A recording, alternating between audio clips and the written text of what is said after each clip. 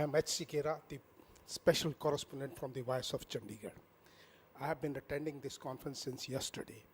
I have been exposed on various topics by the experts over here. It's a really great thing that it's the 6th expert meeting over here in Delhi Taj Mahal Hotel. I would like to have discussion with the senior most person over here, is Dr. Michael Banks. Welcome to the Voice of Chandigarh, sir. Thank you very much. Really, it's a great feeling that you are here. How do you feel that this 6th Buyer Vector Control expert meeting is going on now? Well, I'm very impressed, and I don't go to many meetings, and I'm very selective about my meetings. It's primarily because I really want to stick to the topic that interests me the most.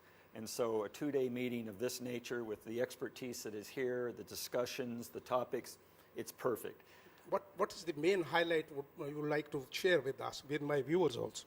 Well, again, I think we all have the same problems, and we discuss ways of trying to get around them. And some of them are very, very difficult discussions. I mean, for example, how do we enhance vector control where it seems to have been sidelined for all these years? So I think that talking to industry, talking to various people of walks of life, but all with the shared interest of trying to control vector-borne diseases is very, very important. And as I said before, you network with people that you might not have any contact with a year from now, 2 years from now, but in the end, you'll eventually meet up again. Yeah. And that's why it's so important about these. It's not an immediate thing, but I really, really cherish meetings like this. Because That's really great. Yeah. You are very selective about attending to the meetings. I'm Why quite- so? Why so? Well, my time, it's very limited. Okay. It's not about money, it's not about anything else. I think you have given very nice presentation. And Thank you. as a participant, I asked so many questions about the changing trend of the arboviruses and so many other diseases.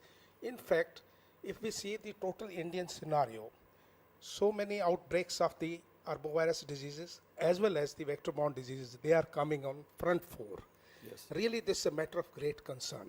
How do you react to all these outbreaks? Well, I think India is in a special position. I mean, of all the countries that deal with severe vector-borne arboviruses, for example, a good example is Japanese encephalitis. And there's constantly outbreaks in India with that.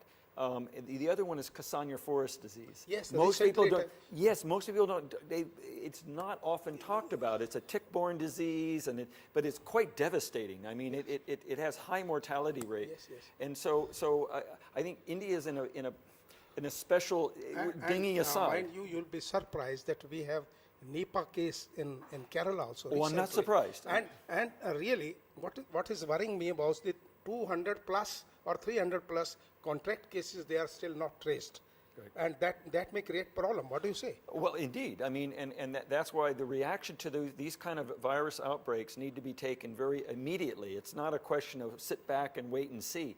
These can blow up very, very quickly. And I have been talking to various epidemiologists, not only in this area, but from the international people also.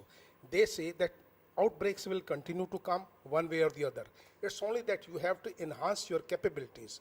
What are your comments? Well, I would agree. I mean, we're not going to stop outbreaks, whether it's a vector-borne disease or influenza or anything else. Yes. They're inevitable.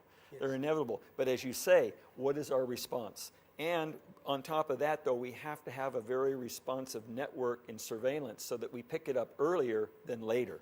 That's the key. So you pick it up, and then you have a proper plan to respond to it. I'll take a short break. H.C. Kera, special correspondent from the Voice of Chandigarh. We are talking with the Dr. Michael Banks. He is one of the person who is really into the subject, and he has been dwelling all those details relating to the viruses, the arboviruses, and of course the vector-borne diseases as well. I'll be coming back to him, sir.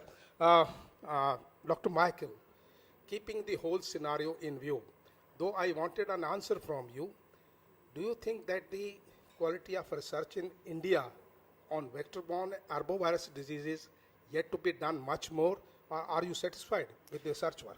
That's a good question, and I can't really answer it because I don't, I'm not really qualified to answer the level of research that's being done in India. Now, I can say that a lot of research is done in India, a lot of it is published, and I do have some historical knowledge of Pune and for the virology department of doing work here. NIV Pune. Exactly. So National Institute of Virology. overall, I think that there's certainly a research component in India. Is it sufficient? It's hard to say. As a matter of fact, I would argue that probably it's not sufficient anywhere in the world. Okay. It's not unique to India. So, with the happy note that he says that the research work is definitely satisfying and India is leading on this front also. And I must thank Dr. Michael for giving you the exclusive views. Thank you so much talking to the Voice of Chandigarh. It's my pleasure. It's my pleasure. Thank you very much.